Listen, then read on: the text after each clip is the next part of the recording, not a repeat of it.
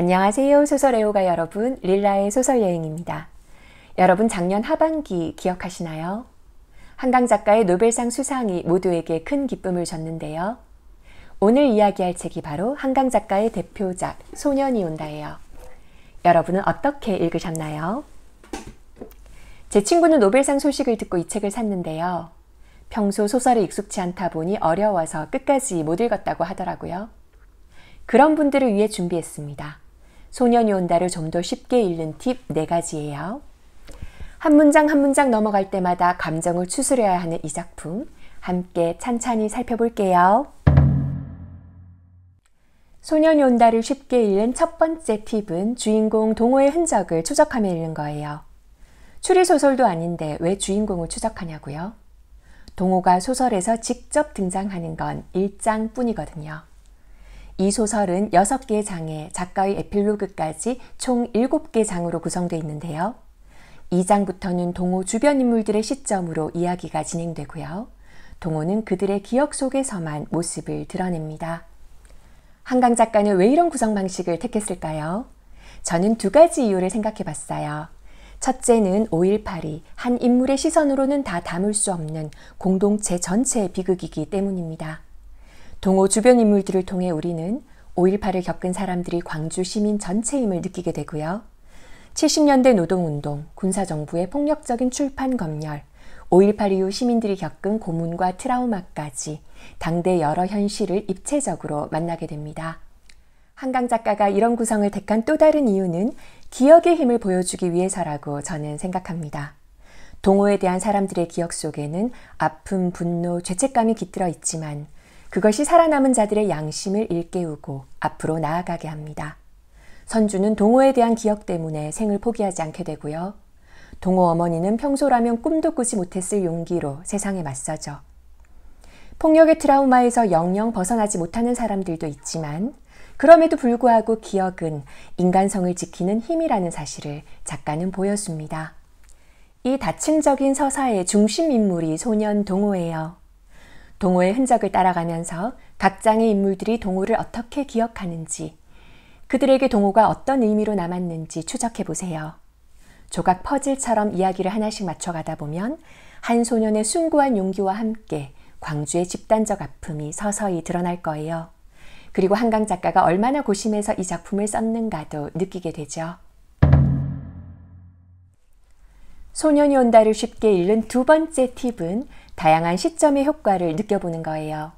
이 소설은 1인칭, 2인칭, 3인칭 시점이 모두 활용되는 독특한 작품이고요. 특히 2인칭 시점이 낯설면서 강렬한 효과를 선물하는데요. 1장 동호의 이야기가 2인칭 시점으로 시작돼요. 작가는 동호를 너라고 부르며 독자를 단박에 이야기 속으로 끌어들입니다. 초를 태워도 아무 소용없네. 냄새를 견디며 너는 강당에 들어선다. 날이 흐려 실내는 마치 저녁 무렵 같다. 출입문 쪽으로는 추도식을 마친 관들이 가지런히 모여있고 아직 가족이 나타나지 않아 입관을 못한 32사람의 몸들은 흰 무명천에 덮인 채 넓은 창 아래 누워있다. 더는 냄새를 견딜 수 없어 너는 허리를 편다. 2인칭 시점은 독자를 동호의 고통을 바로 옆에서 지켜보는 목격자이자 참여자로 만드는 힘이 있어요. 3인칭 시점은 독자와 등장인물 사이에 객관적 거리가 유지되고요.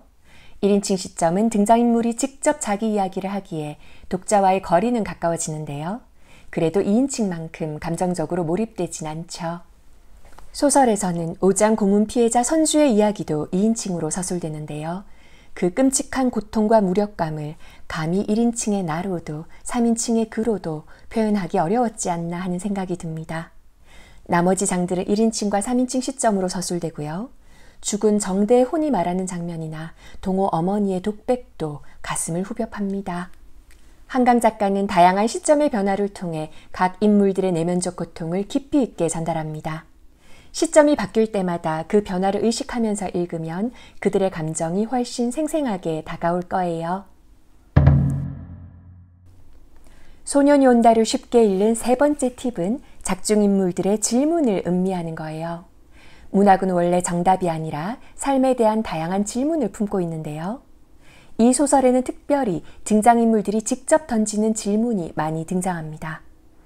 군인들은 왜 그렇게 폭력적이었는지, 시민들은 어떻게 그런 이타심을 발휘할 수 있었는지, 누군가는 왜 도청에 남아 목숨을 걸었는지, 살아남은 자는 어떤 치욕을 견뎌야 하는지, 인간이란 무엇이며 인간의 존엄은 어디에서 비롯되는지.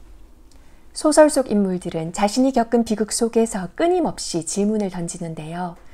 이 질문들은 단순한 의문이 아니라 그 시대를 통과한 사람들의 절규이자 우리에게 던지는 화두예요. 책을 읽으며 마음에 와닿는 질문에 밑줄을 그어보세요. 그 질문을 따라가다 보면 광주의 진실에 한 걸음 더 가까워질 수 있을 거예요. 소년이 온다를 쉽게 읽는 네 번째 팁은 소년 동호가 남긴 메시지를 한 단어로 압축해보는 거예요. 한강 작가가 이 소설을 통해 소년 동호를 통해 말하고자 하는 바는 무엇일까요? 소설 탐구의 마지막 여정 주제 찾기는 독자의 몫입니다. 제가 떠올린 단어는 연약함이에요. 스웨덴 노벨상 수상위원회도 언급한 단어인데요. 한강 작가는 인간성을 지키는 최후의 보루가 강인함이 아니라 연약함이라고 말하는 것 같아요. 친구를 두고 도망간 데 대한 죄책감, 타인의 고통을 외면할 수 없는 마음, 그로 인한 상처와 치유되지 않은 트라우마까지 이런 인간적인 연약함이야말로 인간다움의 원천이라는 것이죠. 80년 5월 27일 도청을 지킨 광주 시민들의 용기도 연약함에서 비롯된 게 아닐까요? 양심이란 건 타인의 고통을 그냥 두고 볼 수 없는 여린 마음에서 나오는 게 아닐까요? 이 연약함의 반대편에 폭력에 무감각해진 사람들이 있어요. 뭐가 문제냐? 맷값을 주면서 사람을 패라는데 안 팰 이유가 없지 않아? 라고 했던 군인처럼요. 하지만 시민군은 총을 손에 들었어도 결코 방아쇠를 당기지 못했죠. 여러분은 이 소설을 읽고 어떤 단어가 떠오르셨나요? 자신만의 단어를 찾아보세요. 그러면 이 작품이 여러분만의 소중한 의미로 다가올 겁니다. 지금까지 소년이 온다를 좀 더 쉽게 읽는 4가지 팁을 소개해드렸는데요. 조금이나마 도움이 됐으면 좋겠네요. 한강 작가는 노벨상 수상 기념연설에서 소년이 온다 창작 과정을 언급한 바 있죠. 이 소설을 쓰기 전엔 산자가 죽은 자를 구할 수 있는가, 즉 살아있는 우리가 희생된 그분들을 구할 수 있는가라는 질문을 던졌다고 해요. 하지만 소설을 쓰면서 이 질문을 뒤집어야 소설을 완성할 수 있다는 걸 깨달았대요. 죽은 자가 산자를 구할 수 있는가? 라는 질문으로요. 죽은 자가 산자를 구할 수 있는가? 한강 작가는 상처 입고 고통받은 광주 시민들이 우리를 구하는 존재라는 사실을 발견했어요. 소년 동호가 바로 우리를 구하는 존재인 거죠. 소년은 인간의 존엄과 양심을 살아남은 우리에게 계속해서 되묻는 존재이기 때문입니다. 소설 속 동호는 5.18 당시 희생된 문재학 학생을 모델로 했고요. 그 밖의 이야기들도 작가가 공들여 읽은 5.18 자료집과 증언집을 바탕으로 탄생했어요. 한강 작가는 한때 문학의 블랙리스트에 오르며 내가 작품을 발표해도 누가 읽어주기나 할까 고민한 적이 있었대요. 독자들이 소년 동호를 만나기를 바랐던 작가의 소망이 노벨 문학상이라는 가장 감격적인 방식으로 이루어져서 기쁩니다. 이제 소년은 죽은 자의 세계로 떠나지 않고 영원히 살아서 우리에게 다가오게 됐어요. 작품을 통해 독자들이 계속 소년을 만나게 하는 것, 예술의 위대함이라고 생각합니다. 이런 탁월한 작가와 동시대를 살고 있어서 행복하네요. 여러분도 이 작품을 통해 꼭 소년을 만나보세요. 그럼 저는 다음에 또 다른 위대한 작품으로 찾아뵐게요. 안녕. 당신이 죽은 뒤 장례를 치르지 못해 당신을 보았던 내 눈이 사원이 되었습니다. 당신의 목소리를 들었던 내 귀가 사원이 되었습니다. 당신의 숨을 들이마신 허파가 사원이 되었습니다.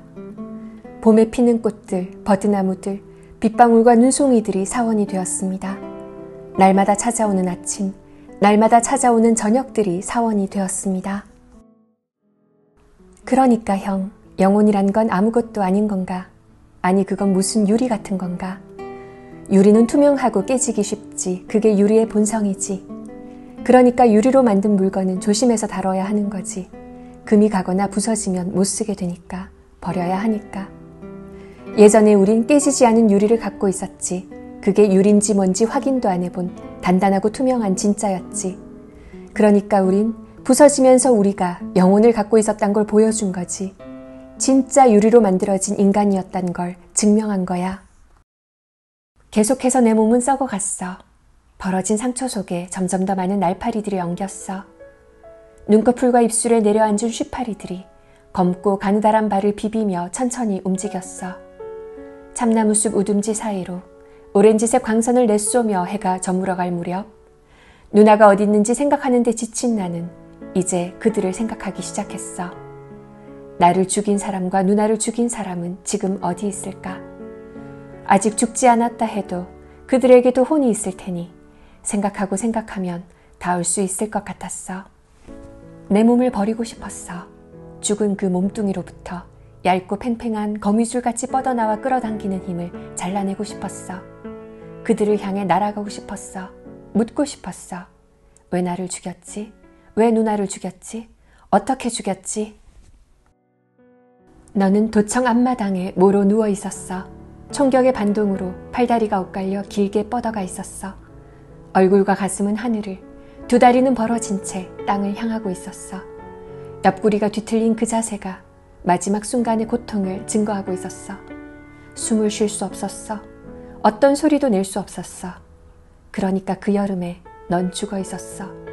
내 몸이 끝없이 피를 쏟아낼 때 네 몸은 땅 속에서 맹렬하게 썩어가고 있었어. 날마다 이 손의 흉터를 들여다봅니다. 뼈가 드러났던 이 자리, 날마다 희끗한 진물을 뱉으며 썩어 들어갔던 자리를 쓸어봅니다. 평범한 무난히 검정 볼펜을 우연히 마주칠 때마다 숨을 죽이고 기다립니다. 흙탕물처럼 시간이 나를 쓸어가길 기다립니다. 내가 밤낮 없이 짊어지고 있는 더러운 죽음의 기억이 진짜 죽음을 만나 깨끗이 나를 놓아주기를 기다립니다. 나는 싸우고 있습니다. 날마다 혼자서 싸웁니다. 살아남았다는, 아직도 살아있다는 치욕과 싸웁니다. 내가 인간이라는 사실과 싸웁니다. 오직 죽음만이 그 사실로부터 앞당겨 벗어날 유일한 길이란 생각과 싸웁니다. 선생은, 나와 같은 인간인 선생은 어떤 대답을 나에게 해줄 수 있습니까? 네가 6살, 7살 묵었을 적에, 한시도 가만히 안 있을 적에 너희 형들이 다 학교 가버리면 너는 심심해서 어쩔 줄을 몰랐지. 너하고 나하고 둘이서 너희 아버지가 있는 가게까지 날마다 천변길로 걸어갔지. 나무 그늘이 햇빛을 가리는 것을 너는 싫어했지. 조그만 것이 힘도 쉬고 고집도 쉬어서 힘껏 내 손목을 밝은 쪽으로 끌었지. 수치 적고 가늘디 가는 머리카락 속가장, 땀이 나서 반짝반짝 함스로, 아픈 건 매니로 쌕쌕 숨을 몰아심스로, 엄마 저쪽으로 가, 기왕이면 햇빛 있는 대로. 못 이기는 척 나는 한없이 네 손에 끌려 걸어갔지. 엄마, 저기 밝은 데는 꽃도 많이 폈네. 왜 캄캄한 데로 가? 저쪽으로 가, 꽃핀 쪽으로. 그럼요, 어머니가 계셨다면 망설이지 않고 만났을 겁니다. 놔주지도 않고 끝없이 동호 이야기를 했겠죠. 30년 동안 그렇게 사셨습니다. 하지만 전 그렇게 할 수는 없습니다. 허락이요? 물론 허락합니다. 대신 잘 써주셔야 합니다. 제대로 써야 합니다. 아무도 내 동생을 더 이상 모독할 수 없도록 써주세요.